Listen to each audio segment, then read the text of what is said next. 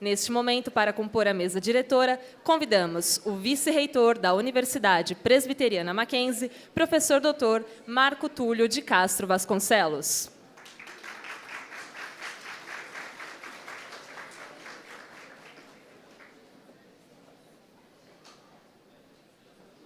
A pró-reitora de Pesquisa e Pós-Graduação da Universidade Presbiteriana Mackenzie, professora doutora Helena Bonito.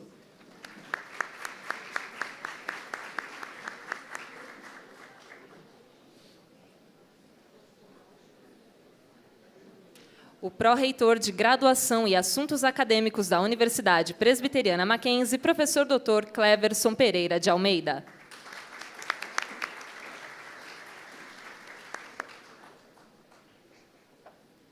A coordenadora de pós-graduação estricto sensu, professora doutora Maria Cristina Trigueiro Veloz Teixeira.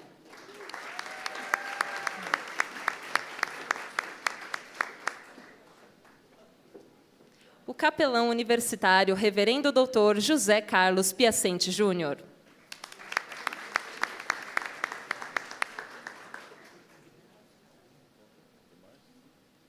E agora receberemos nosso palestrante, professor Dr. Marcos Vilela Pereira, do Programa de Pós-Graduação em Educação da PUC Rio Grande do Sul.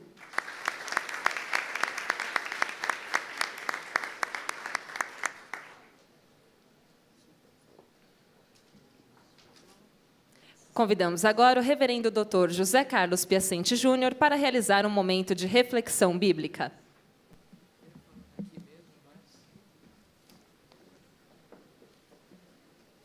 Boa tarde a todos. Sejam muito bem-vindos. A chancelaria da Universidade Mackenzie os recebe com grande alegria. Eu espero que vocês tenham aqui uma grande oportunidade para desenvolverem suas pesquisas. Mas eu vou começar nessa tarde contando a história de um João. Este mundo é um mundo pródigo de Joãos.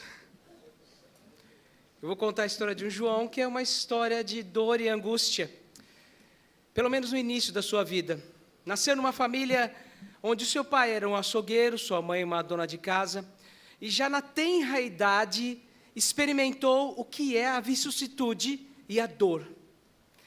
A desventura alcançou o seu lar. Ele perdeu seu pai, seus 3 irmãos, ficou apenas ele e sua mãe. Decidiram então que não ficariam mais na Inglaterra e foram então para os Estados Unidos. Era século 17.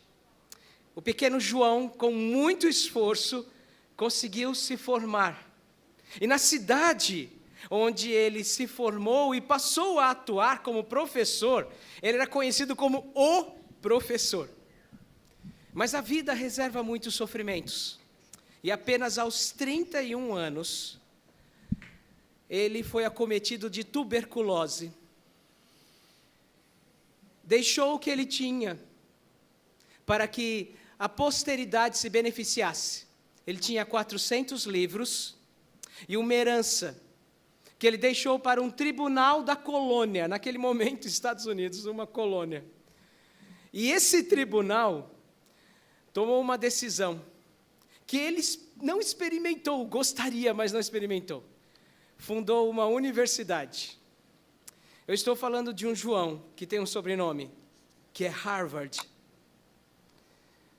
A questão é que John Harvard, que não experimentou, não viu o seu sonho realizado, mas deixou tudo claramente conduzido para isso, ele fez isso porque ele acreditava na educação.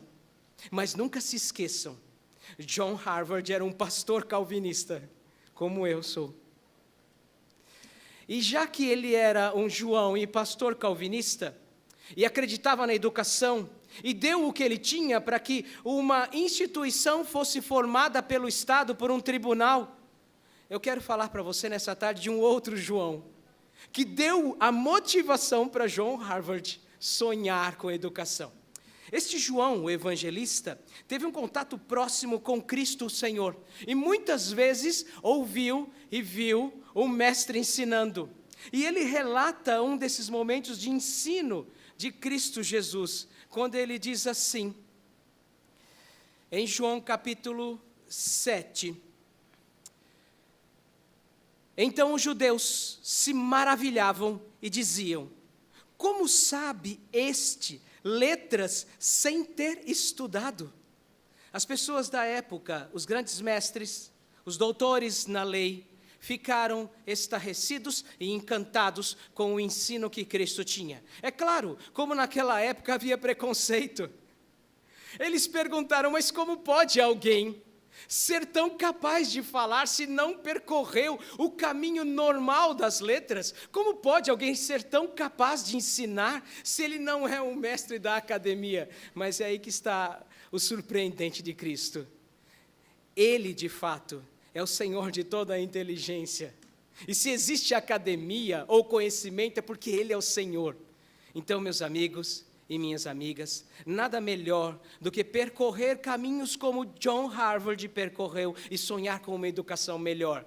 Mas se você quiser fazer isso com a mesma inspiração de John Harvard e ter Cristo Jesus como a tua direção, como o teu condutor, como aquele que move o conhecimento para além dos limites, se você for capaz de aprender com aquele que é mestre por excelência, esta universidade tem as portas abertas para você também. Porque aqui nós sabemos que o grande mestre continua sendo o Senhor, que continua a maravilhar as pessoas com o seu ensino. Eu espero mesmo que você seja capaz de encantar as pessoas com quem você fala. Mas não se esqueça de imitar aquele que antes de todos maravilhou as pessoas. Deus te abençoe. Eu espero mesmo que você tenha no Mackenzie a expansão de todo o seu potencial acadêmico. Eu espero de fato que você seja produtivo. Eu espero mesmo que você produza com qualidade. Nós desejamos isso de todo o nosso coração.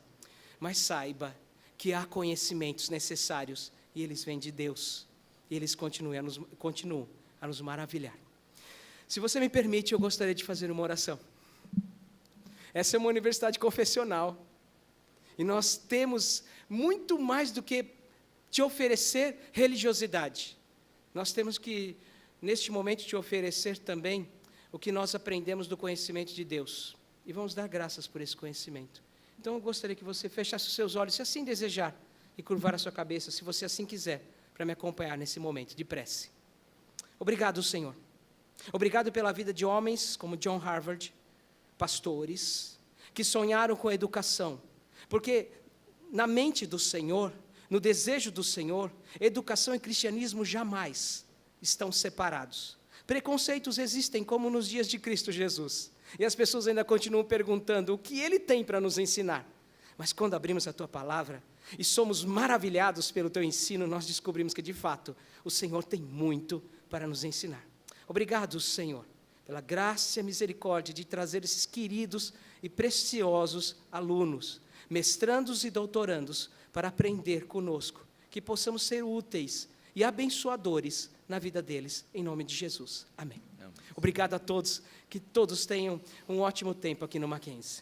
É uma enorme satisfação saudá-los. Saudo primeiramente a mesa, na pessoa do Dr. Marco Túlio, Dr. Cleverson, Maria Cristina, nosso ilustre convidado, Marcos, e nosso querido reverendo Piacenzi. Todo semestre nós temos essa atividade, uma aula magna, que marca o retorno às aulas e às atividades dos veteranos, vamos dizer, e marca também a nossa recepção aos que ingressaram agora, aos recém-ingressantes nos nossos programas. É com grande satisfação também que eu quero registrar que nossa pós-graduação está crescendo com qualidade. Temos 2 novos mestrados profissionais, temos um doutorado recém-iniciado. Isso é motivo de muito orgulho para a Universidade Presbiteriana Mackenzie. Conseguimos aprovar esses projetos lá na CAPES, conseguimos, o corpo docente se envolveu bastante, os coordenadores, então é um momento de muito júbilo. E quero saudar a todos aqui presentes, nossos diretores, coordenadores de curso, de pós, de outras atividades, os assessores, os professores da graduação e da pós, e os nossos discentes, né? Sempre desejando que vocês tenham, mais uma vez, um semestre bastante produtivo. A gente vai discutir a questão da produtividade, essa pressão toda que cai nos nossos ombros. E, mais importante, esse é o último semestre de um quadriênio. Então, nossos esforços serão redobrados e a gente tem tido bom desempenho. Temos muita satisfação com o crescimento da nossa pós, o crescimento em qualidade, como se verificou no triênio anterior. E também aos alunos, eu quero passar uma mensagem assim, de que se engajem nos projetos, nos grupos de pesquisa dos seus professores, porque nós ficamos bem melhor no que fazemos se estamos em grupo. Então, todos os professores têm seus projetos de pesquisa, de extensão, ou têm o grupo de pesquisa cadastrado no diretório do CNPq. Então, é muito importante que cada aluno aproveite essas ocasiões para explorar melhor o seu próprio potencial. Então, quero dizer também da importância de cada aluno aqui que confia na nossa instituição, que seja muito bem recebido, que tenha um período bastante feliz. E cada um que esteja escrevendo já a sua tese ou a sua dissertação, que o esteja fazendo com muito gosto. A gente sempre fala que a escolha do tema é fundamental. Você vai cuidar desse tema 2, 3 ou 4 anos. A gente espera que vocês tenham a oportunidade e o gosto de desenvolver seus trabalhos, culminando com a sua qualificação, não só intelectual, profissional, como a gente espera também que sempre uma qualificação de ordem pessoal, emocional, afetiva. Esse é o papel da universidade. Então, todos bem-vindos. Muito obrigada. Para realizar sua saudação, convidamos o professor Dr. Marco Túlio de Castro Vasconcelos. Muito boa tarde a todos. Uma satisfação imensa estar aqui, presidindo essa cerimônia de início das atividades da nossa pós-graduação da tão querida Universidade Presbiteriana Mackenzie. Eu quero saudar inicialmente a professora Helena Bonito, que é a nossa pró-reitora de pós-graduação em pesquisa, também o professor Cleverson Pereira de Almeida, que é pró-reitor de Assuntos Acadêmicos, de Graduação em Assuntos Acadêmicos, está conosco nessa tarde. A professora Maria Cristina Trigueiro Teixeira, que me deixou com um pingo de inveja, porque quando ela foi anunciada aqui, palmas efusivas, muito popular, e, de fato, a gente fica com esse pinguinho de inveja. Parabéns, professora, por seu reconhecimento da comunidade. Também ao reverendo Zé Carlos Piacente, que já nos trouxe uma palavra bastante interessante para a nossa conduta, para a nossa esperança de saber que alguém no passado sempre teve início, teve um desejo, teve um projeto, um propósito e conseguiu chegar a formar as universidades que nós temos no mundo, as grandes e boas universidades, como a Mackenzie é e tem toda a perspectiva de se tornar cada vez maior e melhor, que nós acreditamos. Saudamos especialmente o Dr. Marcos Vilela Pereira, que está conosco. Agradecemos desde já a sua presença aqui, desejamos uma excelente palestra e interação com a nossa comunidade.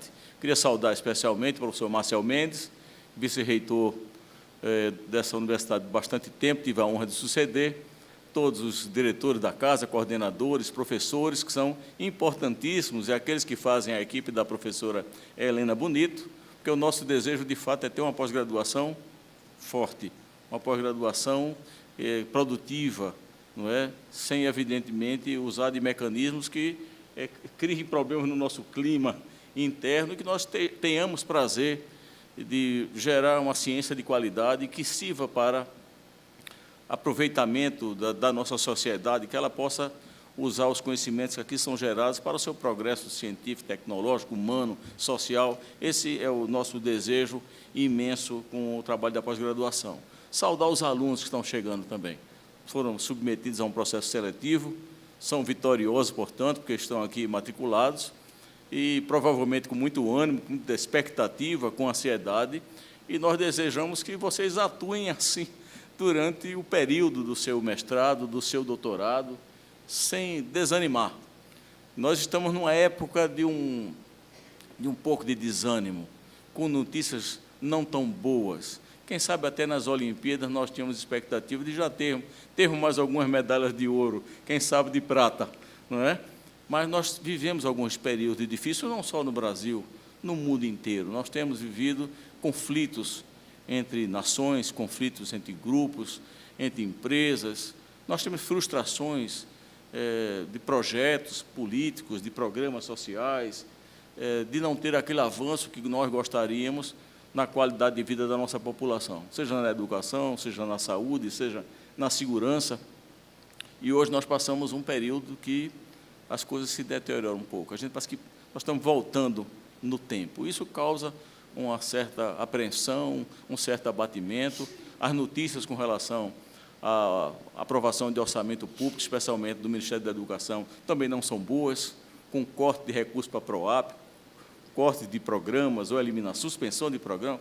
Isso tudo nós estamos submetidos. Mas nossa palavra é que nós não nos deixemos nos entristecer, nos abater com essas coisas, porque elas são transitórias. Nós, como homens imperfeitos, as instituições estão repletas de homens, elas passam por enganos, elas se equivocam, e elas muitas vezes são exitosas, outras vezes não, e todos nós, vivendo em sociedade, estamos submetidos ao sucesso de ações, de governantes, de líderes, e assim mesmo a vida de democracia, e nós esperamos que, com as nossas escolhas, através do tempo, nós consigamos escolher pessoas que sejam mais aptas, mais comprometidas, mais honestas, mais sinceras, não é? Mais criativas, para que a gente tenha uma sociedade melhor para todos nós, inclusive para aqueles que estão aqui no Mackenzie. Então, nosso desejo é dizer assim, olha, vamos caminhar nesse segundo semestre de 2016 e pensando já no 2017, com muito ânimo, sim. Nós vamos, apesar das limitações, elas não são impeditivas de nós fazermos um bom trabalho. Não, elas podem atrapalhar um pouco, mas nós não vamos perder a nossa garra, a nossa gana, a nossa alegria, não é, naquilo que nós devemos fazer. E eu sei que os senhores são experientes, vividos, já contribuíram, a maioria dos professores que estão aqui, sabem como tirar mais água da pedra, mesmo no momento da dificuldade. Então, é a nossa palavra de saudação, aqui trazendo a palavra das escusas do nosso reitor. Ele está preso numa reunião de trabalho até o momento, não pôde vir, pediu que eu viesse aqui representá-lo.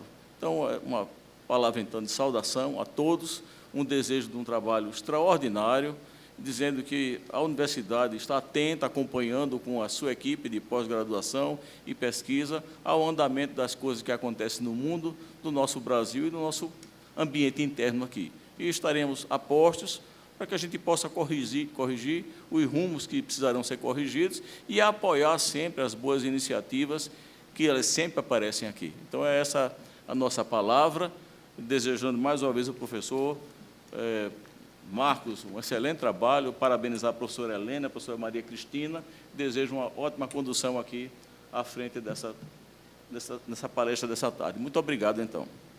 Permaneci um pouquinho para fazer uma breve apresentação do currículo do professor Dr. Marcos Vilela Pereira. O professor é licenciado em Filosofia, doutor em Educação, professor titular do Programa de Pós-Graduação em Educação da PUC do Rio Grande do Sul.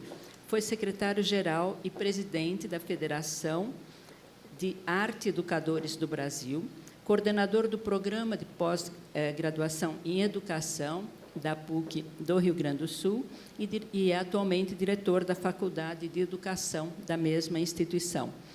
Coordenador do Comitê Científico da AMPED, editor associado da revista Educação, da mesma instituição, foi diretor da rede de ensino do município de Santo André, é assessor na equipe da Secretaria de Educação Básica do MEC e para a redação da Base Nacional Comum Curricular, coordenador do Centro de Educação Básica da PUC do Rio Grande do Sul. É também pesquisador 1B em Produtividade em Pesquisa do CNPq, autor de vários livros, em especial Estética da Professoralidade, e de mais de 40 artigos científicos publicados e outras tantas produções. Então, está com a palavra o nosso convidado. Bem, em primeiro lugar, eu agradeço muito o convite da Maria Cristina e da Helena. E saúdo o reverendo, o senhor Marcos Túlio, o senhor Cleverson, a Luísa, os colegas que estão me recebendo aqui nesse momento, em especial, um agradecimento que eu sempre faço para a professora Miriam Celeste Ferreira Dias Martins, que é uma irmã de outros tempos, de uma parceira de longa data, eu e Estela, que está ali no meio do auditório também. Não faz um ano que eu estive exatamente nesse auditório, quando a gente estava fazendo o primeiro simpósio do grupo de pesquisa em arte e na pedagogia, discutindo exatamente essas questões relativas ao ensino de arte. Então, um ano depois, voltando ao Mackenzie, é realmente um grande prazer. Eu espero que a minha fala possa contribuir de alguma maneira com algumas questões, algumas reflexões que a gente possa fazer. Em conversa, justamente com a professora Maria Cristina, a ideia é que a gente ponderasse algumas questões relativas ao produtivismo e à produtividade. E, quando conversamos sobre a estruturação dessa aula, dessa ideia, o que ela me dizia era uma aula que, de alguma maneira, introduz a carreira, né, um momento importante na carreira acadêmica de mestrandos e doutorandos, dos diferentes programas de pós-graduação dentro do Mackenzie. E que aí a ideia era poder falar a respeito dessa ideia da produtividade. Que eu pretendo organizar a minha fala em 3 momentos. Um primeiro momento, montando um pouquinho, apresentando um panorama, um pouquinho desse contexto no qual vocês acabaram de ingressar. Quem está ingressando no mestrado está acabando de chegar nesse lugar, quem está entrando no doutorado já passou pelo mestrado em outro momento e está adentrando nesse campo, nesse mundo. Então, contar que mundo é esse, onde é que vocês vieram parar e como é que se chegou ao ponto em que se chegou. Então, brevemente, um pouco de contexto a respeito disso. Depois, tocando no ponto de vista da produtividade e do produtivismo, que é um aspecto bastante importante, eu acho que, sob certo aspecto, aterrorizador e atemorizador para quem está começando a carreira acadêmica, descobrir que se estabelece em cima de nós um fantasma, que é o fantasma da avaliação, pautada em critérios que são quantitativos, então, portanto, isso nos joga numa jornada, às vezes, de difícil manejo, e aí, portanto, com algumas armadilhas, e eu vou falar de 3 armadilhas que frequentemente se colocam no nosso caminho, e, por fim, tentar ponderar, assim, bom, e o que a gente faz com isso? Corta os pulsos? Não. Então, o que a gente faz com esses caminhos daí para diante? Então, espero fazer uma fala objetiva e que a gente possa conversar a respeito de alguns desses pontos que, para vocês, possam estar fazendo sentido. Eu falo desse lugar, então, que a professora Helena um pouco apresentou. Eu trabalho há bastante tempo com formação de professores, mas a formação inicial é filosofia. E, nessa condição de gestor, que a gente acaba se colocando como diretor de faculdade, coordenador de programa, editor de revista, enfim, a gente acaba se deparando e chegando muito perto desses mecanismos da Constituição, desses mecanismos de avaliação. De alguma maneira, o que a gente acaba enxergando é que o século XX foi marcado por um crescente movimento de mercantilização de todos os processos institucionais. O que a gente viu foi a expansão do modelo capitalista clássico, de um liberalismo político, adentrando nas diferentes instituições.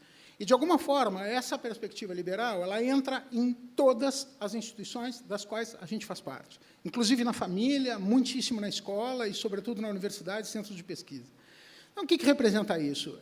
De alguma maneira, significa que a gente entra num projeto, num processo cheio de armadilhas, e dos quais, talvez, a principal captura é a dificuldade que a gente tem de fazer valer aquilo que foi o ideal levantado como bandeira pelos grupos que nos precederam na instituição dessa sociedade liberal, que é, digamos, aquele movimento todo revolucionário que a gente pôde presenciar no século XVII, século XVIII, especialmente. Quando se começa a pensar na revolução, no século XVIII, a ideia é justamente revolucionar, fazer alguma revolução. E o Kant, um filósofo lá no final do século XVII para XVIII, ele vai e pensa, XVIII para XIX, ali um pouco o movimento também, que começa a pensar na estruturação disso para diante como estrutura política.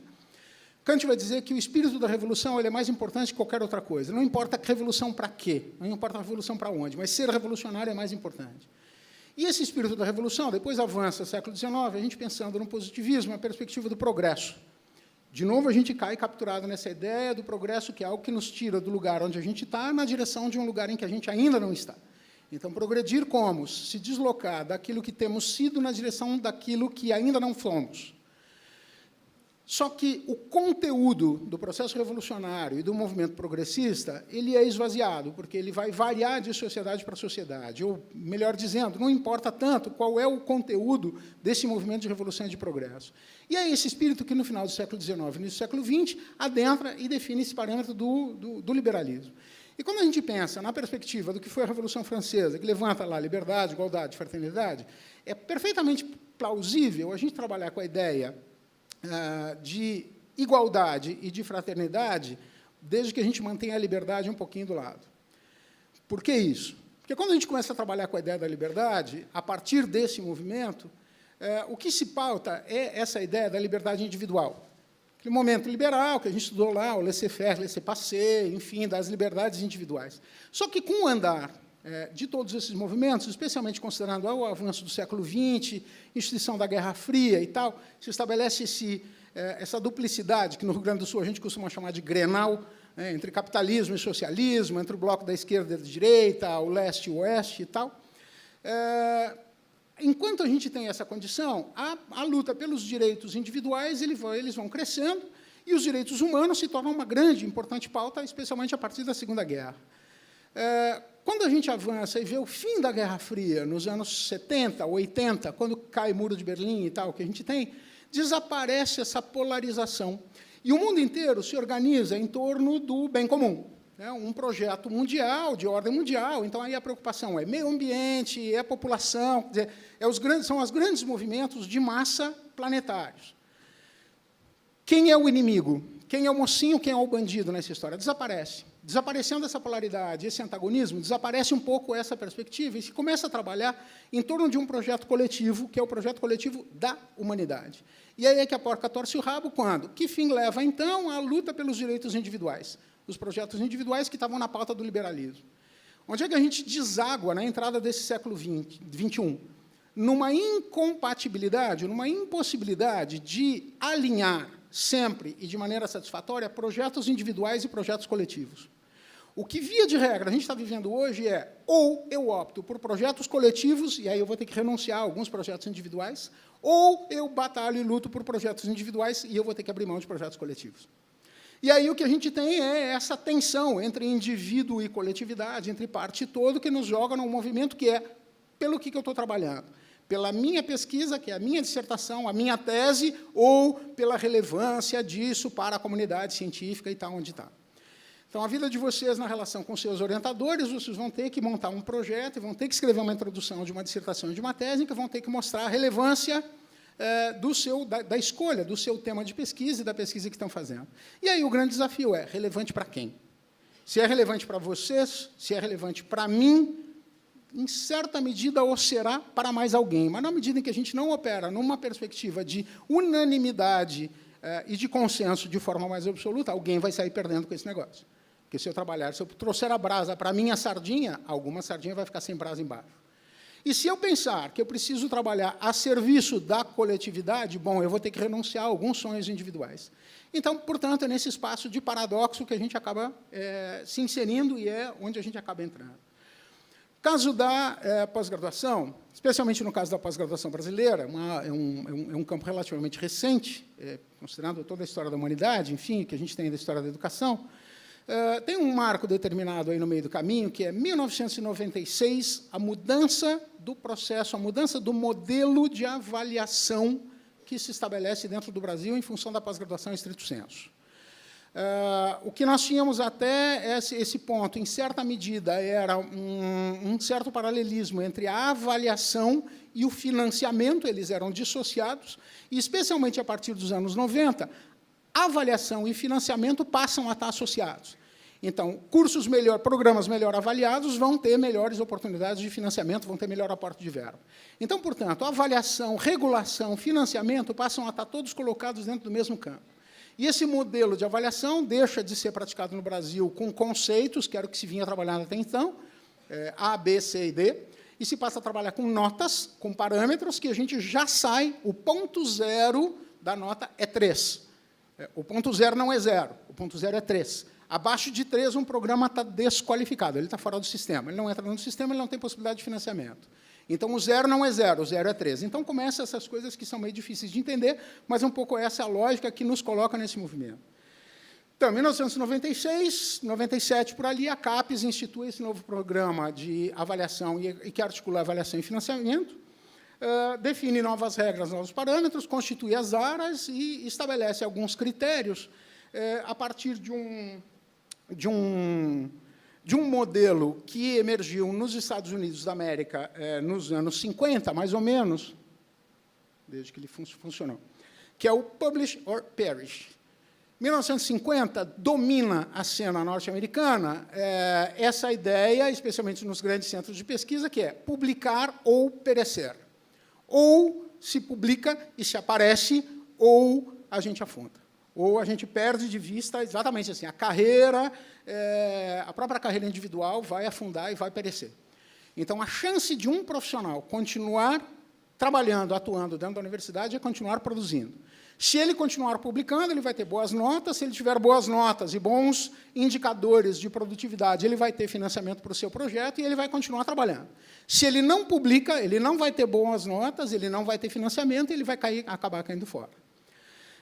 A partir daí, exatamente esse critério começa a estabelecer, então, uma bola de neve, um efeito cascata sobre os rankings de avaliação de periódicos, de veículos de circulação. Então, se cria um mecanismo que se chama Qualis, que, se vocês não conhecem, conhecerão semana que vem, certamente ouvirão falar disso.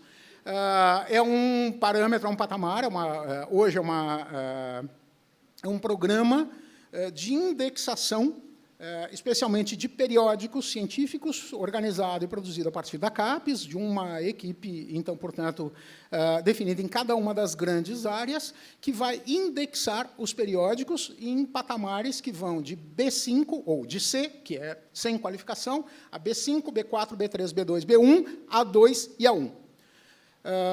De baixo para cima, então, pensando. Algumas áreas vão considerar também a importância de eventos e vão considerar a importância de livros. Tem algumas áreas nas quais o livro é absolutamente desvalorizado. Leva tanto tempo até o livro ficar pronto, entrar no mercado, sair da editora, que, quando ele cai na livraria, aquilo que é o conteúdo dele já não tem mais importância. Então, portanto, são algumas áreas, como, por exemplo, sei lá, informática, nas ciências da saúde, biomédicas, são muito mais importantes, muito mais valorizados os trabalhos em eventos, em congressos, em que as pesquisas são apresentadas na hora em que elas estão acontecendo, praticamente, do que no livro, dado o tempo que demora para fazer a publicação. Nas áreas ciências humanas, por exemplo, e sociais, o livro ainda tem um peso bastante importante. Então, também o livro vai estar qualificado, aí são outros estratos, L4, L3, L2, L1, de cima para baixo, então, portanto, L1, L2, L3, L4, L4 é o maior índice, e algumas áreas começam também a qualificar os seus eventos. Essa ideia do publicar ou perecer acaba regulando, então, a vida e o cotidiano de todo professor de programa de pós-graduação, porque tem que atender, a partir desse modelo de avaliação. A CAPES exige que, sistematicamente, antes era trienal, agora quadrienal, nós temos que apresentar a proposta do programa, para ser avaliado por um conjunto, uma comissão de área que fará a avaliação, dentro do que deve estar apresentado o plano de credenciamento docente. Ou seja, quais são os critérios para que um professor continue sendo professor dentro de um programa de pós-graduação. Cada área vai definir os seus estratos, e, nessa perspectiva de avaliação, que eu disse para vocês que o 0 não começa no 0, mas começa no 3, a escala de avaliação dos programas vai, então, de 3 a 7, considerados de 3, 4 e 5 para os programas que têm mestrado, e 6 e 7 aqueles de excelência, então, que também têm doutorado e que podem chegar nesse patamar, então. No caso, por exemplo, de um professor, de um docente pesquisador, pretender ser credenciado num programa 7, que é um programa de excelência, ele tem que ter índices ótimos, índices excelentes de publicação e de produtividade. Isso significa que não apenas a quantidade deve ser significativa, mas também a qualidade dos veículos deve ser expressiva. Então, portanto, publicação só em veículos A2 e A1, alguma coisa assim, é exatamente esse gesto, rainha de copas, senão cortem-lhe a cabeça. Então, um pouco essa é a ideia. Aquilo que não cabe dentro do modelo é tirado fora. No caso brasileiro, isso é curioso pensar, na centralidade que a pós-graduação assume dentro das universidades. Sistematicamente, a gente vem percebendo, aqui no Mackenzie ainda temos as pró-reitorias de pesquisa e pós-graduação, enfim, graduação separadas, mas algumas universidades vêm trabalhando a perspectiva da pesquisa e do desenvolvimento de maneira dissociada. Mas, ainda assim, não é possível pensar pós-graduação sem pesquisa. É muito difícil sustentar e financiar pesquisa sem o financiamento associado ao financiamento da pós-graduação, com bolsas, com aportes, com insumos, especialmente de verbas públicas. Por exemplo, para vocês terem uma ideia, um programa que, digamos, ele tem a nota 6 ou 7 num quadriênio, e ele repete essa nota 6 ou 7 no quadriênio seguinte, ele ingressa num patamar de excelência e passa a fazer parte do chamado PROEX, que é o Programa de Excelência de Financiamento da CAPES, com um carrinho de mão cheio de dinheiro todos os meses, enfim, com uma série de rubricas para poder implementar e tal. Então, portanto, o que a gente tem é uma grande corrida na direção de sempre atingir os patamares estabelecidos para aumentar a nota. Como a regra do jogo é clara, e ela é pública, ela é tornada pública, todo mundo sabe quais são os critérios de avaliação. Só que isso é uma complicação, porque, na medida em que eu tenho uma determinada nota e a área publica lá os critérios de avaliação de cada programa dentro desse campo, todo mundo corre para atingir esses critérios, fechar quesito, e, portanto, ter uma avaliação melhor. O que a CAPES determina? Que a gente tem que trabalhar com curva normal. Então, todas as áreas têm que atender uma curva normal, que são programas de excelência, programas fraquinhos, e a grande maioria, nesse meio. Né? Então, portanto, o que acontece é que, quadriênio em quadriênio, triênio ou triênio, que a gente diz que o sarrafo sobe, porque os critérios de avaliação vão se tornando cada vez mais rigorosos, na medida em que, se a gente conhece o critério, se a gente conhece o que nos avalia, a gente corre atrás para atender esse requisito, todo mundo atendendo, isso significaria que todo mundo iria para esse patamar, esse lado de cada curva de excelência. Como a gente tem que manter a curva normal, o sarrafo vai aumentando para que o nível de excelência seja cada vez mais exigente. E é isso que nos joga num círculo vicioso extremamente constrangedor disso que é a nossa rotina, que é essa ideia do publicar ou perecer, caindo capturados dentro desse modelo, portanto, de produtividade e de produtivismo. Para dar para vocês um panorama breve, nos últimos 20 anos, em menos de 20 anos, o crescimento astronômico do número de programas de pós-graduação no Brasil. Aqui estão todas as áreas. Tá? A pesquisa é a mesma, e eu fatio ela em salames. Qual é o razoável? Se a pesquisa é complexa, que se produzam trabalhos complexos, né? O mais completos possíveis, de tal maneira que eu garanta aí a perspectiva da integridade dos dados, das conclusões que se tem. Terceiro aspecto, evitar extensas citações ou paráfrases, porque é um pouco isso, assim, bom, conforme já dito em pesquisa anterior, e uma página e meia, será que é tão impossível trabalhar essa ideia de um outro jeito? Como trabalhar com isso? Então, evitar extensas citações ou paráfrases de aspectos-chave do trabalho, ou livros que, ainda por cima, poderiam ser considerados como violação de direitos autorais. Tem outra questão que é de quem é o direito sobre... quem tem o direito sobre a publicação? Ele é do autor, em certa medida, mas ele é do editor ou é do periódico. Se eu já publiquei o artigo numa revista e eu quero colocá-lo numa coletânea, ou pelo menos parte dele, eu preciso de autorização desse periódico para usar parte dele, para usar aqueles dados. Porque, a princípio, quando eu publico em algum veículo científico, alguns dos veículos científicos com os quais a gente trabalha, significa que eu estou transferindo a propriedade do direito de circulação desses dados. Por isso, a perspectiva do copyright, enfim, e há o impedimento, por exemplo, da gente fazer fotocópias de livros em qualquer botequim de esquina e copiar livros inteiros, por exemplo. Por quê? Porque estamos violando as regras do direito autoral. E o direito autoral não é só do autor. Ele diz, não, mas o texto é meu. Ok, o texto é teu, mas quem publicou fui eu. Então, portanto, eu tenho parte nisso e isso precisa ser negociado. Então, evitar extensas citações e paráfrases, até para não ficar caindo nesse risco que é ser capturado pela perspectiva aí de acusação, por exemplo, de violação de direito autoral. Por último, uma questão meio óbvia, mas é estabelecer um mínimo de inovação para um trabalho com relação a trabalhos anteriores. Né? O que se diz é que o autoplágio não deve exceder 20% ou 30% no novo trabalho, dependendo da área. Há áreas, por exemplo, no caso das ciências humanas e sociais, é razoável que até 30% de um texto seja replicado. Por quê?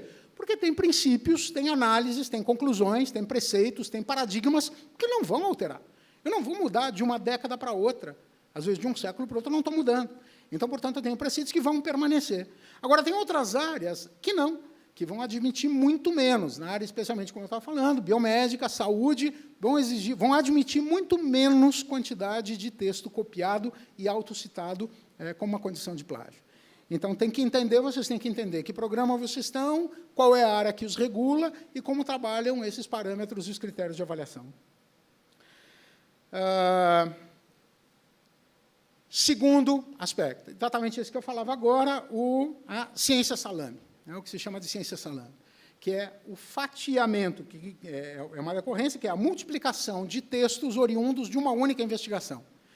Com certeza, vocês já ouviram algum palestrante, algum colega, algum conhecido, alguma figura da área de vocês, pela terceira ou quarta vez dizendo praticamente as mesmas coisas num outro congresso. Mas é a mesma coisa que o cara disse no ano passado, eu estou vendo ele dizer do mesmo jeito. Eu estou vendo isso, mas isso aqui já estava publicado no ano passado, eu estou lendo aqui, não teve grande modificação. O que acontece? Isso é evidência disso que se chama de ciência salame, que é uma mesma pesquisa gerar produtos muito parecidos. Muito parecidos, eles têm muita relação entre eles. Mas, como eu modifico algumas estruturas, eu trabalho com paráfrase, eu não estou plagiando, eu não estou me plagiando, mas eu estou fazendo com que essa ideia apareça em diferentes veículos.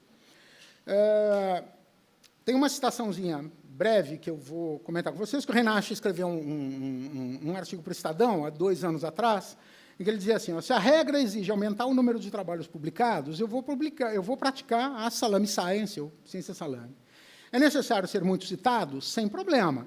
Minhas fatias de salame vão citar umas às outras. Óbvio. Então, na próxima fatia, eu cito aquela do ano passado, porque, segundo eu mesmo, anteontem e tal. E vou pedir para alguns amigos que me citem, assim como eu vou citar também alguns amigos, e então a gente vai fazendo isso desse jeito. Eu aumento o fator de impacto da revista, eu aumento o meu índice Scopus e tal de citação, e aí eu consigo trabalhar isso desse jeito, que é um mesmo artigo remetendo para várias questões. As revistas precisam de muitas citações, basta pedir aos autores que citem artigos da própria revista. Por exemplo, já está dado, a gente sabe disso agora, para esse quadriênio, está valendo para todas as áreas o fator de impacto da revista. O que recomenda? Empréstimo de equipamento, obtenção de financiamento ou supervisão geral, por si só, não justificam a inclusão de novos autores, que devem ser objeto de agradecimento. Me emprestou o laboratório para utilizar? Obrigado, professor. Um agradecimento no rodapé, gostaria de agradecer ao fulano Beltrano, que transcreveu a ficção, não sei o quê. Ele não tem que ser coautor, porque ele usou isso aqui. Ah, não, mas o financiamento da pesquisa foi conseguido por aquele lá, eu estou trabalhando aqui dentro. Bom, mas a pesquisa faz parte daquilo lá, ou só porque eu estou usando o aparato, a estrutura de pesquisa ou a fonte de financiamento? Não necessariamente. E aqui, então, entra uma polêmica. Gente, não é brinquedo isso. Tem algumas áreas, não tenho agora aqui, mas dentro da minha mochila devo ter a referência disso. Há a identificação, por exemplo, de um artigo publicado na área da física, que tem nada menos do que 185 autores. Ok, todo mundo escreveu junto, todo mundo trabalhou. Como é que significa isso? Bom, é por equipe, é por todas essas coisas, e aí tem área por área, cada uma vai definir o que é razoável. Na área da educação, por exemplo, na qual eu trabalho e conheço melhor, o que a gente considera que é razoável entender que num artigo, de uma pesquisa, devam participar no máximo 5 autores, o orientador e mais 5. E olhe lá. Por quê? Porque é dificílimo. Escrever a 4 mãos, 2, trocando e-mail para lá e para cá e sentando junto, é um inferno. Pensa juntar 5 pessoas, 5 cabeças, para produzir um texto de 15 páginas, de 20 páginas. É muito difícil, é muito complicado. Então, como partilhar a autoria? O que acontece? Por que a gente leva nessa direção? Porque publicação é látis, e látis é pontuação. Então, se eu emprestei meu laboratório, se eu estou não sei o quê, então eu vou nessa direção de poder, então, colocar dessa maneira. O prestígio, a homenagem, um pouco são essas as estratégias que acabam aparecendo dessa forma como armadilha, e por isso se fala na necessidade de trabalhar como objeto de agradecimento. A FAPESP publicou, agora em 2014, o Código de Boas Práticas Científicas. Tá? Vocês baixam isso da internet, pegam lá, absolutamente fundamental para vocês terem isso na cabeceira. Tá? Na cabeceira da cama, na escrivaninha, no laptop, para vocês terem claro como é que aqui dentro do Estado de São Paulo, a agência reguladora determina e estabelece critérios para o entendimento disso. E a FAPESP vai dizer o que são autores. Autores são todos e apenas os pesquisadores que, tendo concordado expressamente com essa indicação, tenham dado contribuições intelectuais diretas e substanciais para a concepção ou realização da pesquisa, cujos resultados são no artigo apresentados. Então, são apenas esses os autores. E aí a advertência é: a cessão de recursos infraestruturais ou financeiros para a realização de uma pesquisa não é condição suficiente para uma indicação de autoria de trabalho resultante da pesquisa. Então, conseguiu financiamento que não sei o quê, faço parte do grande grupo, mas tenho minha própria pesquisa, agradecimento no rodapé.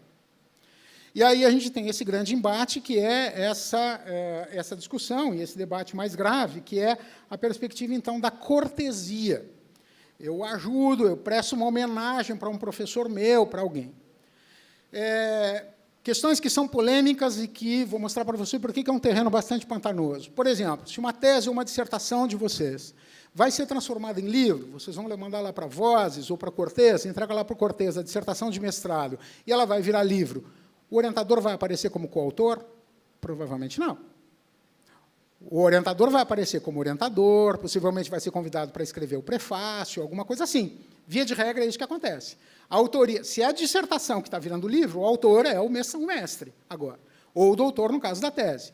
E o orientador aparece na orelha, aparece fazendo a apresentação, recebe agradecimento, escreve o prefácio, a apresentação. No entanto, se é artigo derivado da tese e da dissertação, muito provavelmente o orientador vai estar incluído aí junto. Por que a gente tem 2 pesos e 2 medidas? Percebem que são armadilhas que a gente vai colocando e que cada área precisa trabalhar isso dentro das suas lógicas. Quando um orientador seleciona seus estudantes, seus mestrandos e doutorandos, para dentro de um campo de pesquisa que é o seu, que é coordenado pelo seu, ou seja, meus mestrandos e doutorandos integrarão o meu grupo de pesquisa, pesquisarão o que eu estou pesquisando, porque eu tenho uma pesquisa guarda-chuva, beleza, legítimo isso. Porque cada um vai trabalhar, eu vou ter equipes ali, eu não sou apenas o supervisor, eu tenho uma equipe de pesquisa. Mas, quando eu tenho isso pulverizado na volta, é meio escandaloso. É frequente vocês pegarem, às vezes, alguns currículos Lattes de alguns colegas que publicam tudo e todas as coisas sobre tudo e todas as coisas, sobre o uso da vassoura na limpeza das janelas das casas envidraçadas e, ao mesmo tempo, a importância da vacina contra a raiva no gado, Nelore, no interior do Mato Grosso. Então, tu tem coisas as mais absurdas quando o cara está na área da arquitetura, porque ele participa de um grupo e tem publicação aí diversificada. O que acontece? Ele tem quantidade. Ele, portanto, consegue ser credenciado em função da quantidade. Mas, na hora da avaliação do financiamento, por exemplo, ele certamente não terá uma aprovação de um projeto, porque aí entra na análise quantitativa da produção. Então, tem que ter um pouquinho de cuidado, e aí eu fico mostrando para vocês um pouco essa ideia das armadilhas que o produtivismo fica nos mandando, nos levando, nos fazendo chegar. Vou concluindo, então, na direção da gente pensar que o estudante de pós-graduação, todos vocês, como qualquer pesquisador, deve ter a atenção voltada para a necessidade de atender princípios de honestidade e lisura no que se refere aos cuidados éticos com a rotina acadêmica. Tá?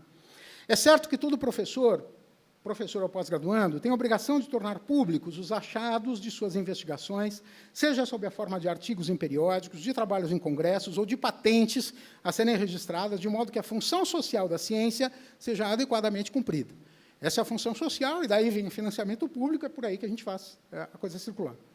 Cada pesquisa, individual ou coletiva, deve resultar em produtos relevantes, de acordo com os critérios de cada área, e parâmetros aí colocados, mas sem que seja necessário pagar o preço do estresse que costuma acompanhar a rotina dos pesquisadores nos últimos tempos. Mais importante do que a quantidade de artigos e trabalhos, deveríamos estar mais atentos à qualidade e à relevância das pesquisas e dos seus achados, de modo que a vida acadêmica pudesse ser um pouco menos apavorante.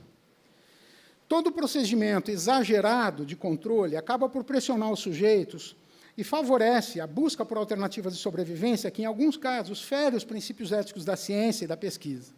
Subterfúgios como esses que eu acabei de apresentar, do plágio, autoplágio, ciência salame, autoria múltipla, frequentemente aparecem no caminho dos pesquisadores como uma chance de atender às exigências do sistema e escapar da sanção acadêmica de ser pensado em apresentar por área e tal, mas aí, pensando em todas as áreas. Em 1998, há menos de 20 anos atrás, 18 anos atrás, nós tínhamos 1.253 programas.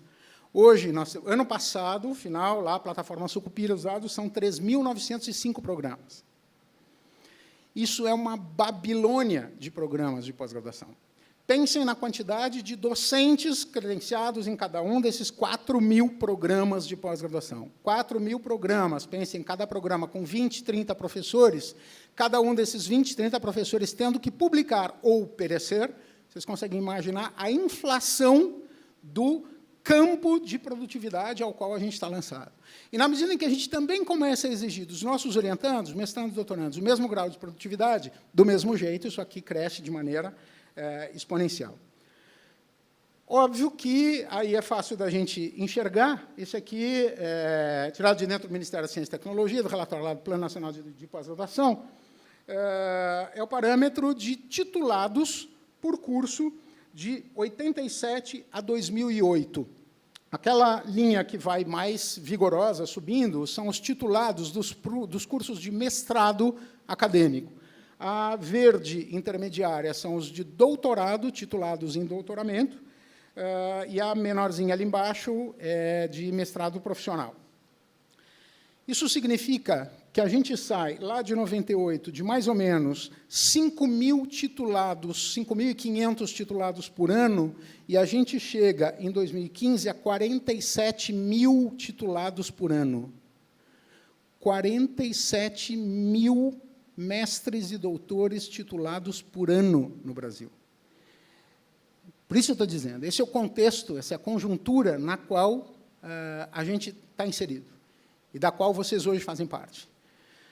E, portanto, pensar em qual é o grau de concorrência que a gente tem nas revistas, nos eventos, para conseguir publicar os nossos artigos, para conseguir fazer entrar dentro do cenário, exatamente dentro dessa regra do publicar ou perecer.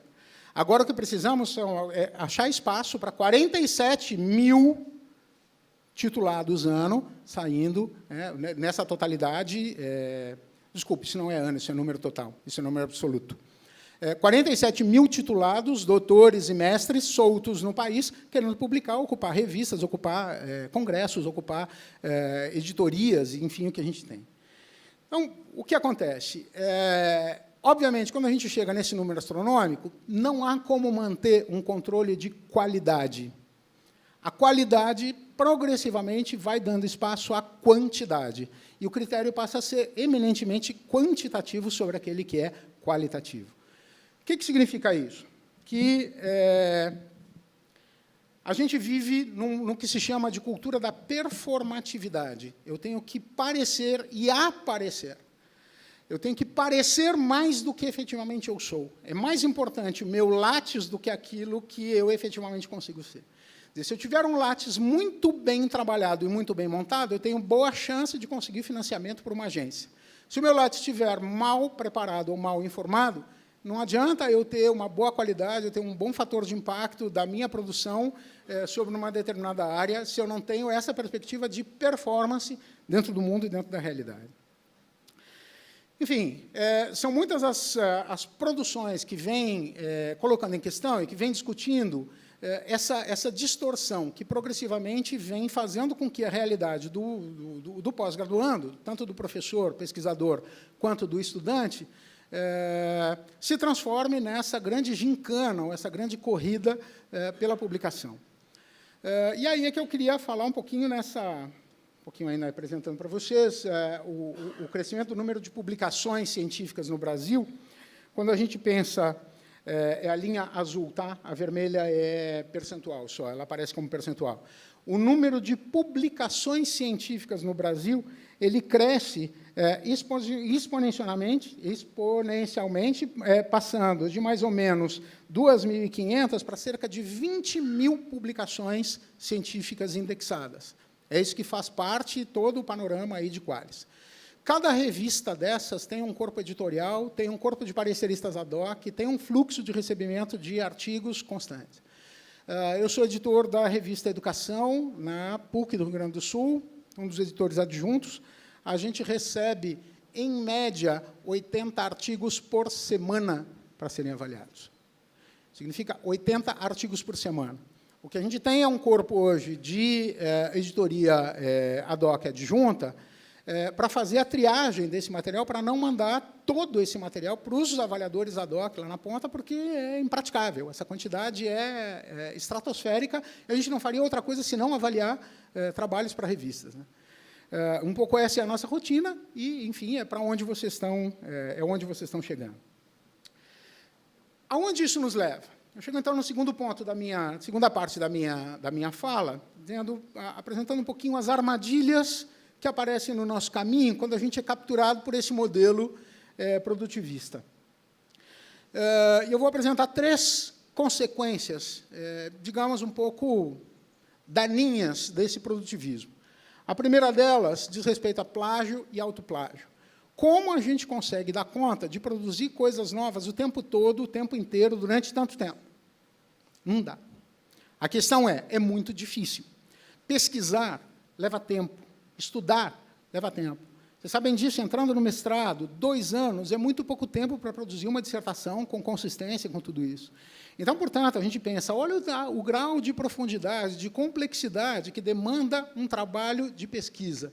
Como é que eu desmantelo uma pesquisa e gero produtos acadêmicos para dar conta dessa gincana, dessa roda viva de produção?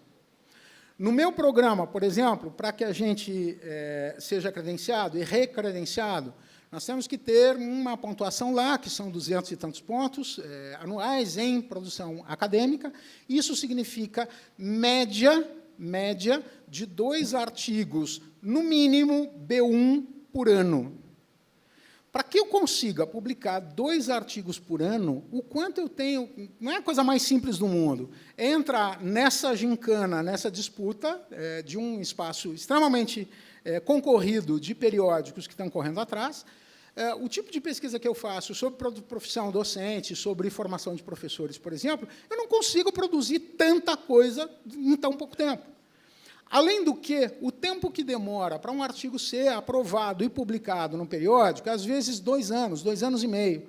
A gente submete agora, em pleno mês de julho, agosto, ele vai entrar em avaliação, vou receber uma resposta no ano que vem, e ele entra na fila para, então, algum número, porque as revistas têm 3, 4 volumes por ano.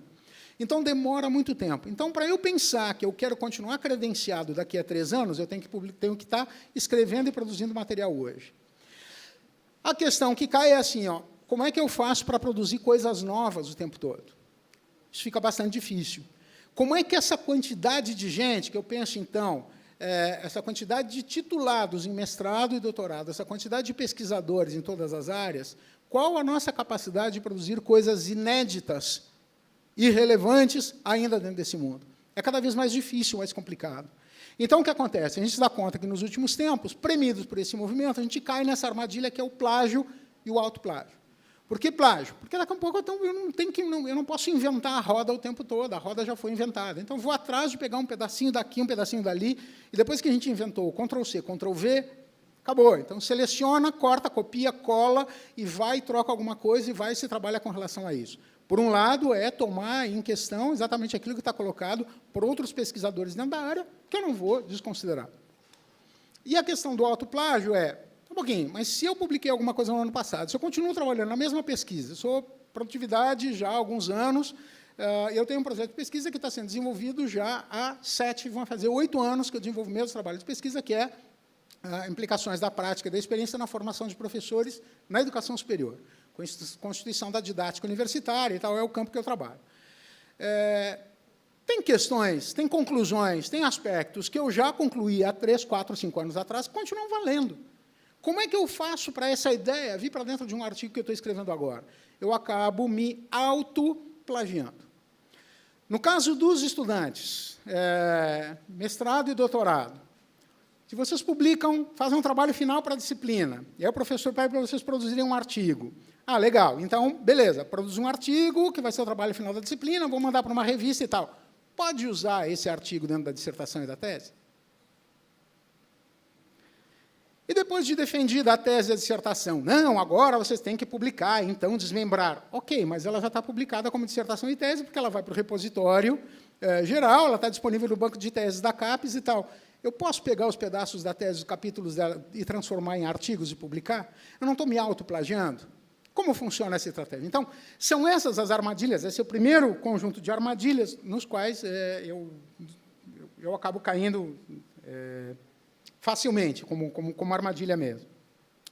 Tem uma definição que é colocada assim, ó, considera-se que um autor plagia a si mesmo quando reutiliza material próprio que já tenha sido publicado, e aí um detalhe, sem indicar a referência do seu trabalho anterior. Ah, ufa, então se eu botar lá o rodapé Pereira, 2015, eu estou livre?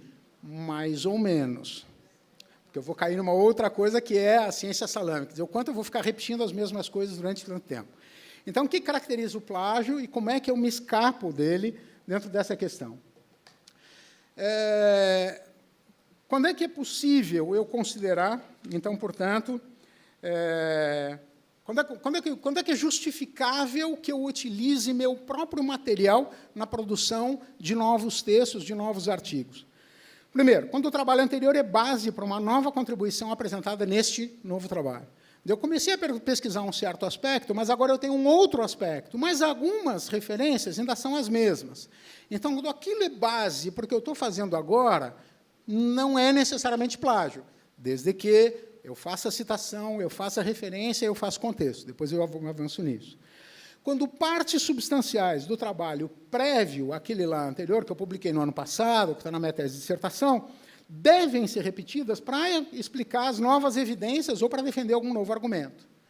Quer dizer, eu preciso continuar trabalhando com aquele mesmo contexto, eu preciso defender um certo achado, uma conclusão de pesquisa de 3 anos atrás, para justificar um novo passo, um novo avanço nesse momento. A nossa pesquisa é feita em fases, em etapas. Então, portanto, eu tenho que pensar em como é que eu vou fazendo e galgando esses patamares diferentes. Quando se escreve para um público diferente, em lugares diferentes, é necessário tornar compreensível o conteúdo.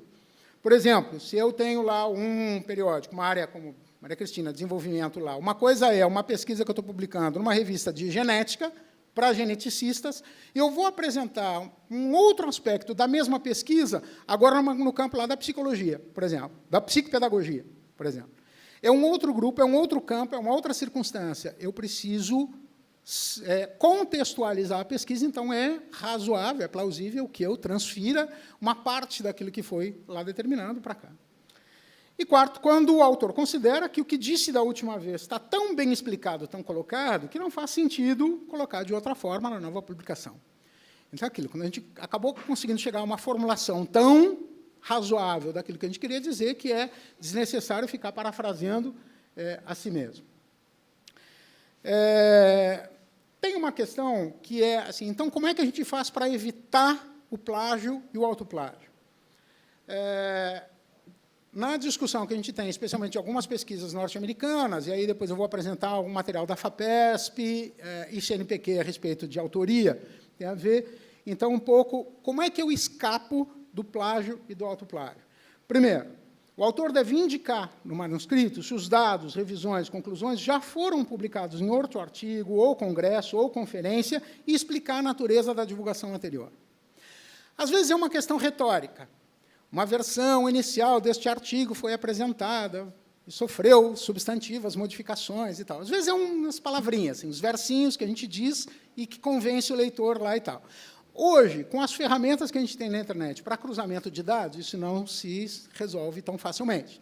A gente tem como cruzar as publicações e ver o grau de similaridade entre os textos que estão colocados. Mas, minimamente, uma nota de rodapé na apresentação dizendo que uma versão inicial da pesquisa, uma versão inicial desse trabalho, foi apresentada, submetida em debate e tal, e era outra circunstância, é razoável para que, pelo menos, o autor diga, eu não estou agindo de má fé, eu sei que esse material já foi publicado em outro lugar. Então, minimamente, eu não produzo provas contra mim. Segundo, se um estudo é complexo, isso é uma outra questão, a necessidade de eu apresentar como um trabalho abrangente. Vou apresentar esse outro segundo aspecto logo em seguida, que é o que a gente chama de ciência salame. Por que ciência salame? Porque a gente pega uma pesquisa grande, complexa, enorme, corta em fatias, como quem corta o salame, e publica em pedacinhos, em diferentes revistas, manda para diferentes congressos. Eu pego uma mesma pesquisa, com uma grande introdução, mas assim, a introdução é a mesma, e eu tenho só um aspecto que eu mando para um certo congresso de educação. E eu mando para um outro congresso, que é de arte, eu mando um outro congresso, que é de educação básica. Como é que se mede o fator de impacto da revista? Não é o fator, não é o índice de citação do artigo, é da revista. Como é que o fator de impacto da revista é medido? Em função das citações de artigos da revista. Então, o que a gente acaba percebendo nos artigos que a gente está recebendo? Os autores que estão mandando artigos para a nossa revista Educação começaram a incluir artigos da própria revista Educação, de edições anteriores. Por quê? Porque eles sabem que, com isso, a revista vai ter um impacto melhor, um impacto maior. Então, portanto, eles vão ter uma publicação num periódico que hoje é A2 e com um alto fator de impacto. A gente começou a perceber, porque recebe artigos de diferentes áreas e tinha um número razoável de autorreferência, ou seja, artigos dentro de um campo que citavam outros artigos da própria revista Educação da PUC. Mas, frequentemente, agora, recentemente, os artigos começaram a aumentar o número de artigos da própria revista Educação citados aí dentro. Então, a questão é essa: se vocês vão mandar um artigo para uma revista do Maranhão, entrem nessa revista, nos números anteriores, e vejam alguns artigos que podem ser citados. Então, portanto, tira um pedacinho, recorta uma frase e cita. Com isso, vocês vão contribuir para aumentar o fator de impacto da revista e, portanto, a publicação de vocês vai ser melhor pontuada. Fácil, né? Então, é esse jogo, essas artimanhas que acabam nos levando dentro desse jogo. Qual é o efeito nocivo, qual é a complicação dessa questão que se chama, então, de ciência salame? O comprometimento do impacto dos resultados, diminuindo a relevância da pesquisa. Eventualmente, eu fatio tanto a minha pesquisa e eu fragmento tanto os resultados e as conclusões que eu posso, com isso, diminuir a relevância dos resultados nas diferentes abordagens. E, se eu perco de vista a completude da pesquisa, eu corro o risco de induzir os futuros leitores, futuros pesquisadores que utilizarão esses dados a equívocos de análise e de interpretação. Por quê? Porque eles não têm o todo da pesquisa. Porque eles têm o contexto e um aspecto, o contexto e um outro aspecto, o contexto e um outro aspecto. Nessa medida, ou eles vão correndo atrás de nós, assim, feito arqueólogos, e vão mapear nossa produção, tentando restaurar os 5, 6 artigos que derivam daquela pesquisa e tentar trabalhar com esse corpus inteiro, ou eles correm o risco de usar 1 ou 2 artigos apenas e, com isso, tomar em análise dados bastante fragmentários e, portanto, limitados do ponto de vista do que seja o entendimento da integridade dessa produção. Quando é que isso é razoável? Quando eu estou fazendo um estudo de longa duração. Hoje comentávamos, Maria Cristina e eu, na Universidade Federal de Pelotas, no Rio Grande do Sul, existe um centro de pesquisa em epidemiologia que faz os estudos longitudinais mais significativos e importantes na área da saúde no Brasil, hoje. Por exemplo, a coorte de nascidos no ano de 1980, no município de Pelotas, é acompanhada até hoje, em aspectos como escolaridade, desenvolvimento, crescimento, peso, altura, doenças mentais, infecciosas, enfim, o que quer que seja. Então, portanto, eu tenho uma equipe de pesquisa que está trabalhando desde 1980, com o mesmo grupo de sujeitos. Então, portanto, há aí a justificativa para que a pesquisa seja sempre apresentada de maneira fragmentada. Qual é a estratégia? Eu faço remessa sempre ao corpo inicial da pesquisa. Eu preciso ancorar o meu novo artigo naquilo que é a base lá de referência. Terceiro e último aspecto que eu ia destacar como armadilha, digamos assim, é a questão da autoria múltipla. Quantos autores eu posso botar dentro do trabalho? Meu orientador, ele é coautor do meu artigo? Sim ou não? É obrigação do orientando, do mestrando, doutorando, incluir o nome do orientador em todos os artigos, toda a produção que ele coloca? É obrigação do orientador, do pesquisador, incluir o nome dos mestrandos e doutorandos na sua publicação? Quem entra nessa jogada? Quem se torna autor também? E aí é uma grande polêmica colocada, e aí eu trago para vocês 2 aspectos. Primeiro, a Comissão de Ética do CNPq, que estabelece, em 2011, dizendo o seguinte, que somente entende-se por autor todos aqueles que aparecem com alguma contribuição significativa. E aí, o que significa contribuição significativa para o CNPq? Realização de experimentos e participação na elaboração do planejamento experimental, análise de resultados ou elaboração do corpo do manuscrito, ou seja, trabalho efetivo. E o que o CNPq é credenciado de perder uma avaliação e tal.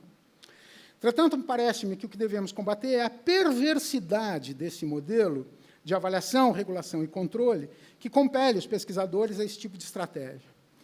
E aí eu concluo a minha fala apresentando para vocês um movimento que se inicia alguns anos atrás, que aparece a partir de um manifesto publicado por alguns pesquisadores há alguns anos atrás, que é um movimento chamado de Slow Science.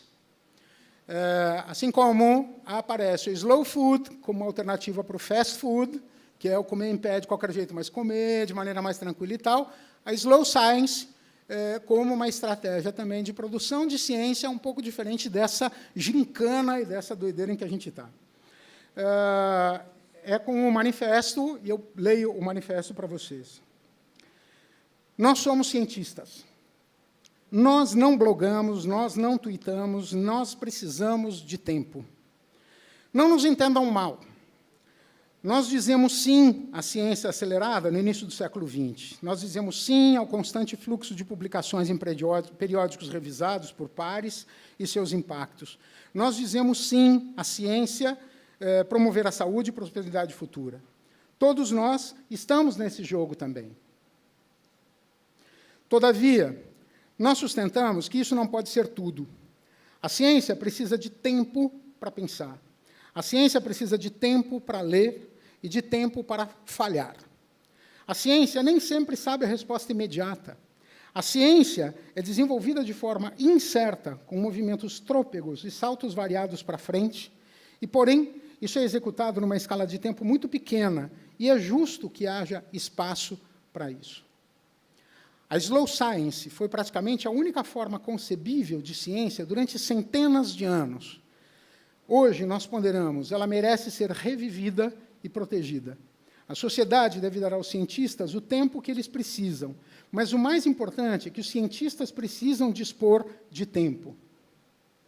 Nós precisamos de tempo para pensar, nós precisamos de tempo para digerir, nós precisamos de tempo para nos compreendermos mutuamente, especialmente quando resgatamos o diálogo perdido entre as humanidades e as ciências naturais.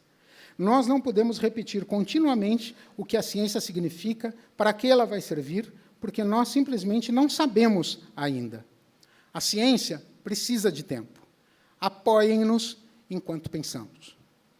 Muito obrigado.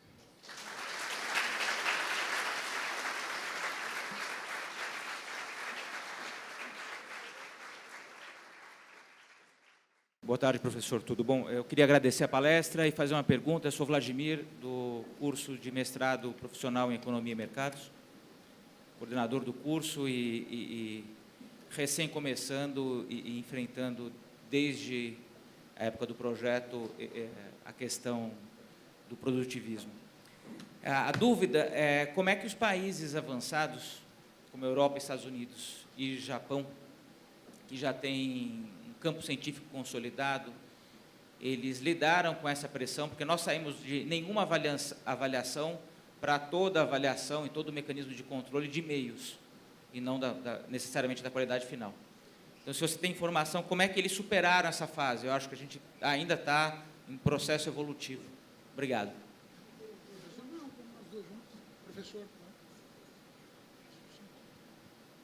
Professor, esse assunto é um assunto que tem sido visto aí em tudo quanto é lugar, mas meus parabéns, porque você irrigou com algumas questões extremamente importantes. É só como ele é um assunto complexo, quer dizer, a gente pode levar aí alguns dias discutindo, eu queria só fazer referência ao fato de que a universidade ela é um componente extremamente importante no apoio aos pesquisadores e na regulação dessas questões que a gente vê aí, que não são muito legais, tá certo? Eu esqueci de me apresentar, meu nome é Julião Braga, eu sou estudante de doutorado do Programa de Pós-Graduação de Engenharia Elétrica e Computação, aqui do Mackenzie. E só para citar uma questão importante, que a universidade não prestigia os pesquisadores, os estudantes, ou lá, é que, por exemplo, o Google Escola, quer dizer, a minha tese de mestrado, a minha dissertação de mestrado, não está no Google Escola, quer dizer, não está. Se alguém fizer referência a ela, eu não vou ter a referência dessa dissertação. E quem é que tem que fazer isso? É a universidade que tem que fazer. E assim com alguns outros trabalhos que a gente participa. Só esse comentário aí do papel da instituição. Tá? Pode ser mais uma questão? Mais uma questão?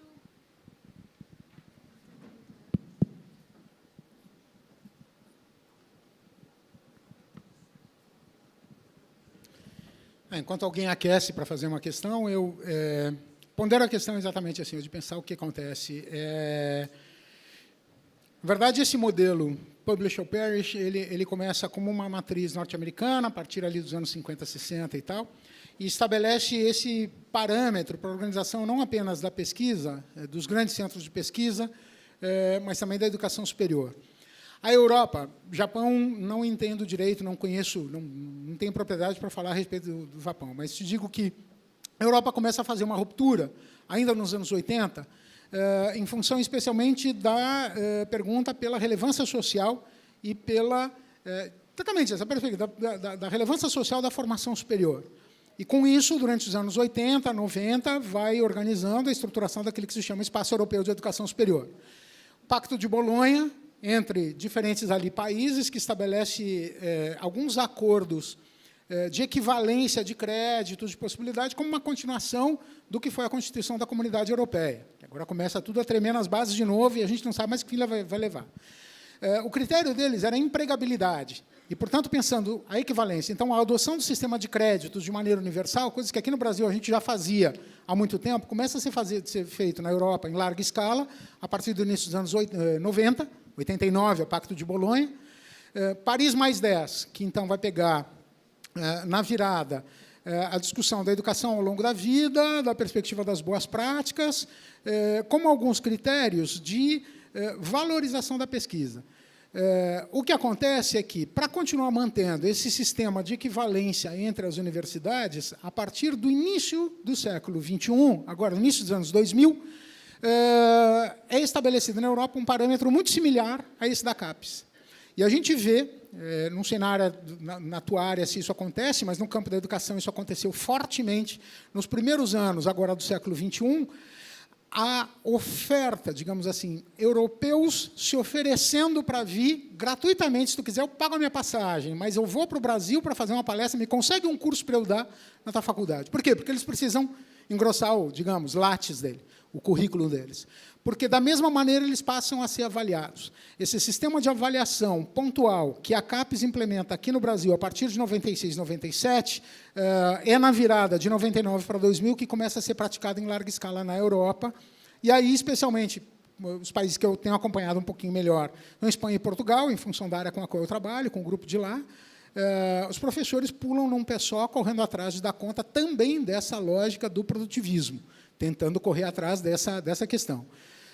Eu estou trabalhando com um professor, Miguel Zabalza, da Universidade de Santiago de Compostela, que trabalha com educação de infância, pedagogia de projetos e tal. A gente está organizando, eu trabalho como editor associado também na revista da Reladei, da revista ibero-americana de educação infantil, e a gente está mexendo na revista para qualificar comitê editorial, periodicidade, explicitação, mesmo os critérios que o Cielo exige aqui como indexador, algumas agências estão exigindo dos periódicos na Europa. Então, por exemplo, a Reladei não costumava indicar, num artigo, a data de submissão e data de aprovação, que isso é critério para o Cielo hoje. Então, todo artigo científico hoje que tu pegares numa revista qualificada, ele vai dizer quando o artigo foi submetido, quando ele foi aprovado e quando ele está publicado.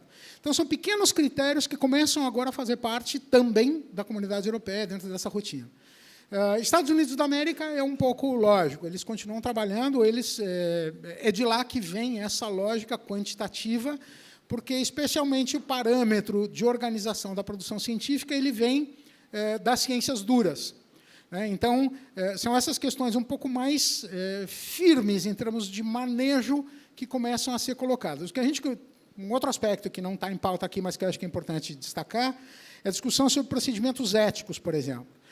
Há uns anos atrás, a gente tem no Brasil aqui a prática do sistema CEP-CONEP, Conselho de Ética em Pesquisa, Comitê de Ética em Pesquisa, dentro do Conselho Nacional de Ética na Pesquisa, que está vinculado ao Ministério da Saúde.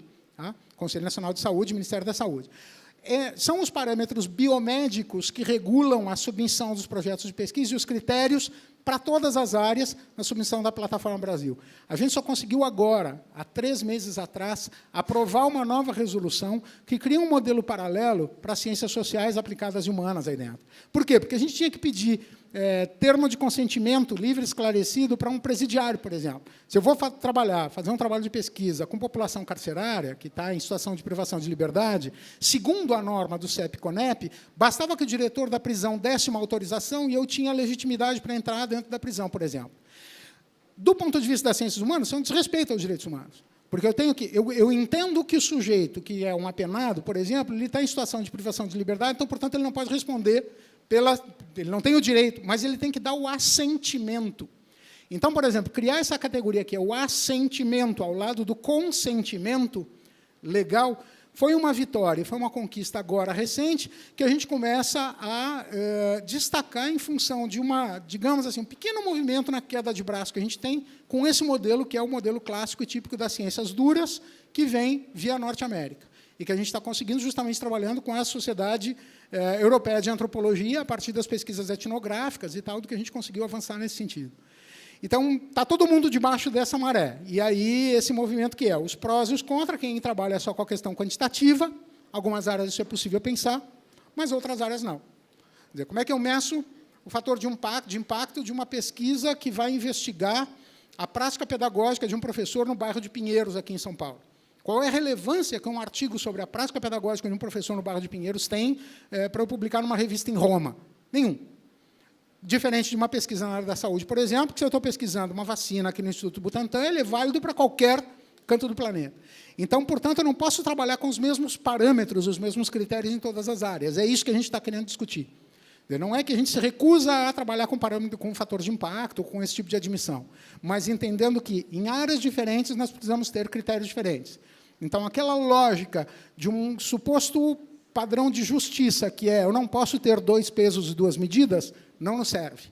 Nós precisamos ter tantos pesos e tantas medidas quantas forem as situações e as circunstâncias de pesquisa e investigação com as quais a gente trabalha.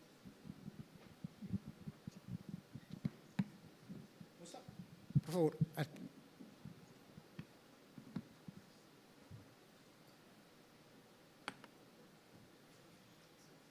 Boa tarde. Eu queria cumprimentar a professora Helena Bonita, a professora Cristina, pela ideia da aula, acho, e parabenizá-lo. Eu sou a professora Angélica Benatti Alvim.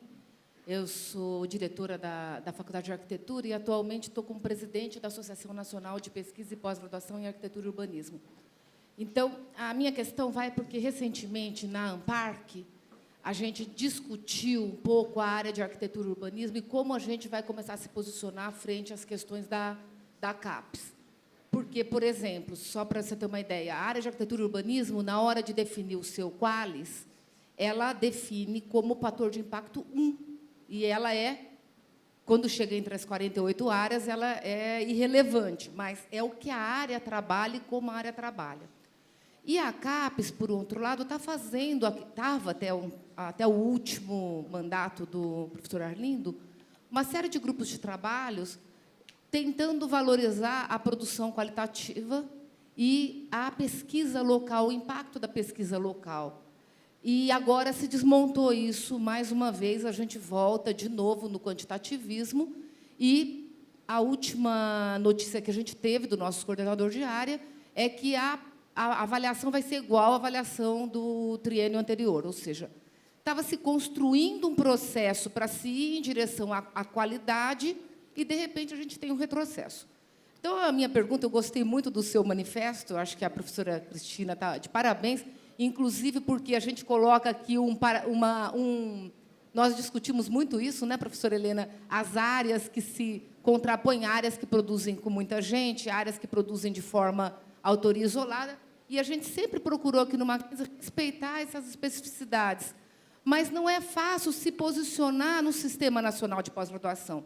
Então, não seria o caso da gente começar, não sei como que vocês estão pensando, mas eu acho que pensar nas associações, nesses movimentos, para, de fato, fazer uma discussão no âmbito nacional para tentar se mudar isso.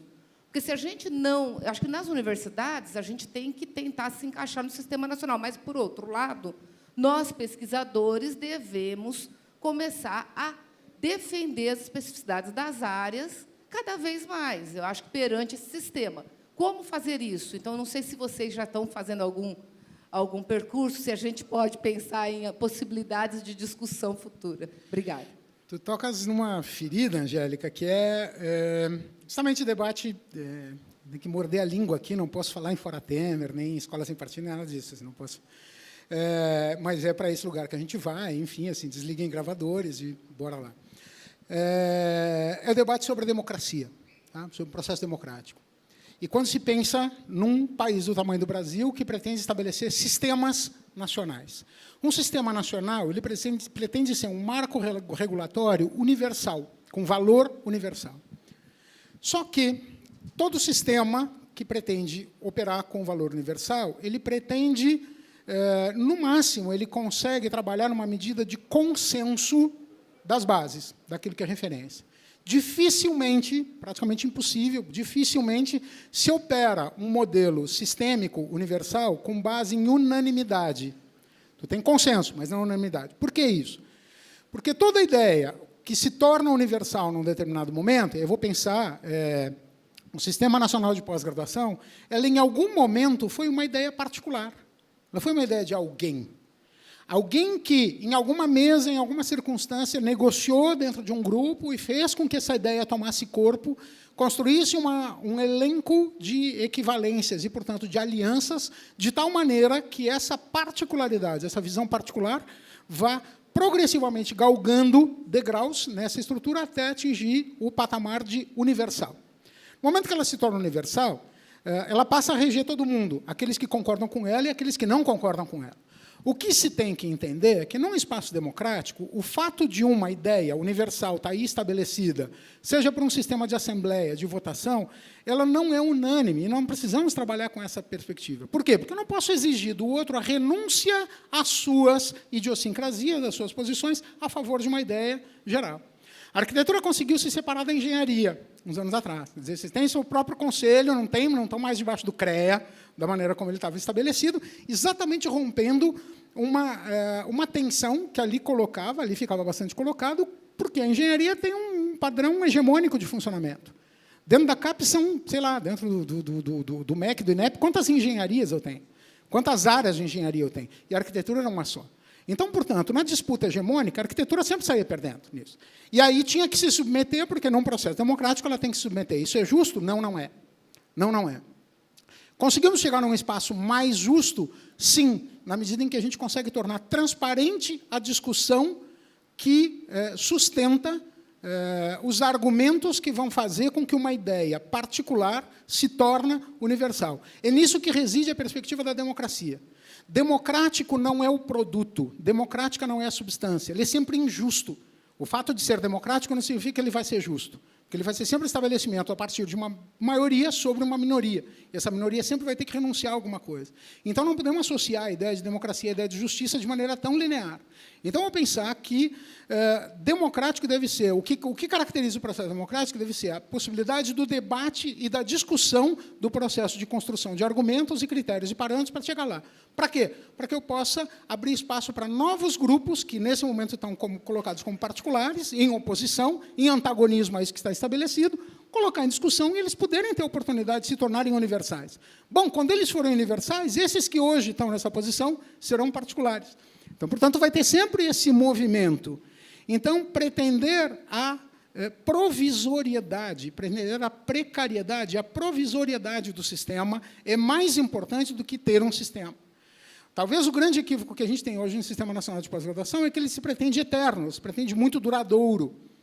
Uma dúvida que a gente tem, um Plano Nacional de Pós-Graduação que pretende estabelecer parâmetros para 10 anos. 10 anos não é muito nessa velocidade que a gente tem? Será que a gente voltar aos 5 anos, aos planos quinquenais, não seria mais razoável? A gente trabalharia uma provisoriedade maior das metas, daquilo que está estabelecido, para poder reavaliar? Talvez isso nos colocasse nessa direção. Então, pensar na temporalidade, no intervalo de tempo de duração ou de perduração de uma determinada proposta. Vai resolver? Não, não vai. Não, não vai. Se colocar assim, é isso que o Arlindo estava na diretoria de avaliação, substituindo o Lívio, e agora está o Abílio. Então, sai um, entra o outro, troca. O Abílio já foi antes e agora está de novo, e ele é gaúcho, enfim, trabalhava como assessor dentro da universidade que eu trabalho, sou com quem eu trabalho junto, mas reconhecendo assim, que são projetos diferentes. São projetos completamente diferentes.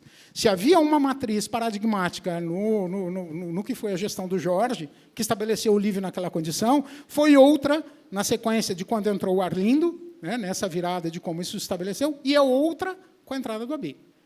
Então, o que a gente vai ter? Sucessão de modelos, e é nisso que a gente vai apostar. Não posso pretender a eternidade. O que eu tenho que cuidar é que, para cada vez que um modelo desses entra em cena, ele não se torne objeto de controle e sanção sobre os sujeitos que estão fora dele. Que o que acontece é que, se ele funcionar dessa maneira, em 2 meses, 3 meses de gestão, um gestor vai aniquilar o trabalho acumulado de anos anteriores. Então, eu tenho que pensar em programas de continuidade, como na área da saúde, por exemplo, tu tem. Quando tu troca o secretário municipal de saneamento, ele não arranca a rede de esgoto da cidade e faz de novo.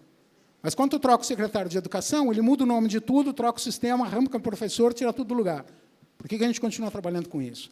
Entende? Então, é um pouco pensar nessa sazonalidade das ideias. Talvez seja um caminho possível, mas... Professor, eu queria agradecer assim, muitíssimo, a sua palestra, acho que um momento de reflexão riquíssimo, não só para nossos discentes, recém-ingressantes, para nós professores também, muito mais. E assim, em nome da Universidade Presbiteriana Mackenzie, da Pró-Reitoria de Pesquisa e Pós-Graduação, nós queríamos dar para você um mimo, uma lembrança,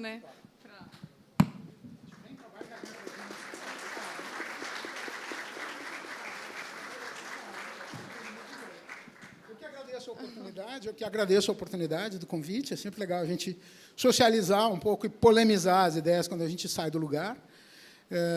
Me obriga a pensar em questões que, às vezes, a gente acaba naturalizando.